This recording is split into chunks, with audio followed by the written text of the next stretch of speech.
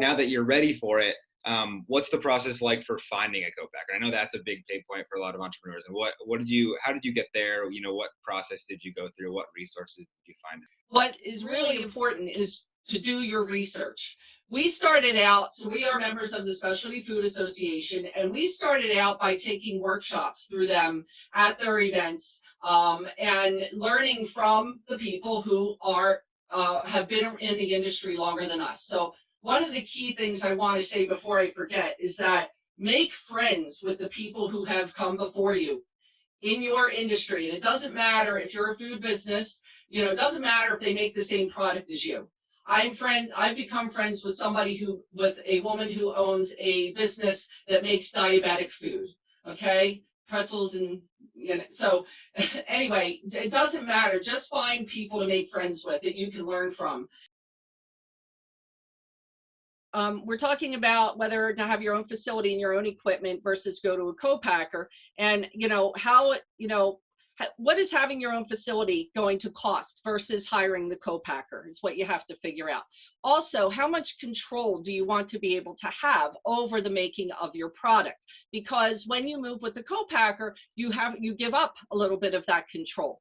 Now, some of the costs to consider of having your own facility, of course, are the equipment, the facility rent, or whether you maybe want to buy the facility. You have those two things.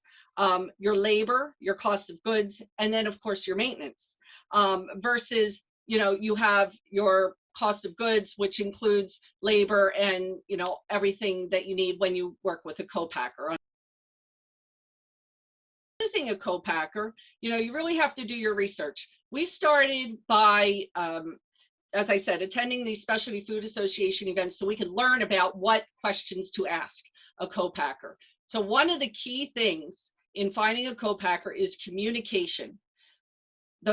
So if you must have a co-packer that will communicate with you. There are many who won't. And we got lucky. So I'm just going to share our story of how we found the co-packer to kind of give you an idea of, what is possible. So what happened was we were thinking about having our own facility. We were thinking about buying our own equipment because we wanted to maintain that extra control over the making of our product. So in our research, we found a company that makes pretzel making equipment. We reached out to them. They invited us in. We got a tour of their facility. And we got to talk to somebody who's been in the pretzel industry for 40 years. Wealth of information. And he referred us to a couple of different places, and would give us suggestions. And he made himself available to me when I had questions, even though we found out in that process that actually it was going to cost a lot for us to have our own facility and our own equipment. And so that quickly became a factor that we knew we wouldn't be able to do that. Because of those costs. It would be much more cost effective and scalable if we went with a co-packer. And so, but out of that one contact, I got several other contacts that led to 2 co-packers. One co-packer we did a test with, and they actually are another seasoned pretzel company, and they were local to us, and they were great, except that they couldn't package our product on site. So that was one of the things that was really important to me. I didn't want our product to be made in one location and then sent to another location to be packaged. I didn't want that extra step in there for anything, potentially to happen to the quality of our product. And so that was the reason why they didn't work out.